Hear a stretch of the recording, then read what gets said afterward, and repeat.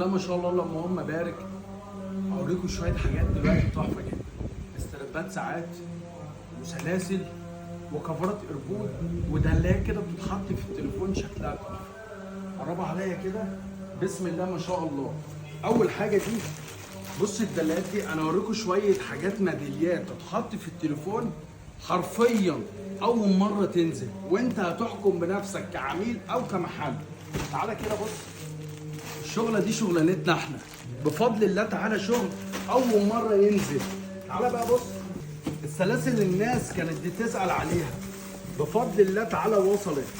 تعال بص كده بكل الالوان اللي انت عايزها، صغيره وكبيره. وايه بقى؟ تعالى اوريك شويه شغل اول مره ينزل السوق.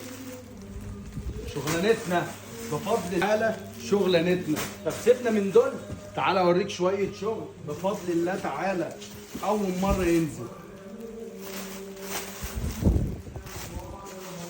بسم الله ما شاء الله. بص انا اوريك بس ايه عينه من ضمن الحاجات. بص الشغل بفضل الله تعالى. انت شفت الشغل ده قبل كده؟ دي عينه من ضمن الشغل. طب سيبنا من ده. استربات ساعات.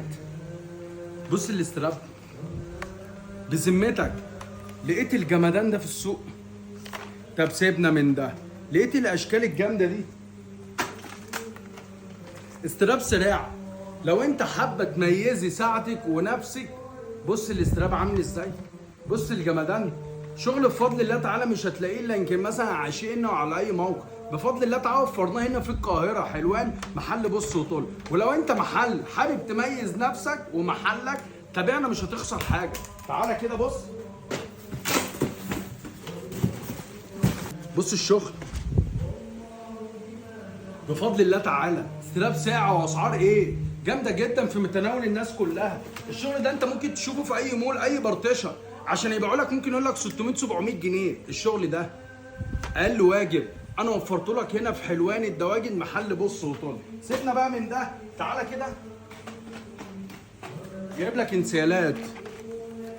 انت كمحل انا جايب لك شغل ما بينزلش العتبه. الشغل ده ما بينزلش. الشغل ده هتلاقيه يمكن عند واحد اتنين كده طفريات وبيكشفوا في سعره. لا انا وفرته ببص وطل.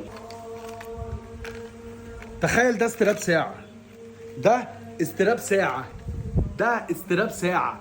انت كمحل الشغل ده ما بنلاقوش.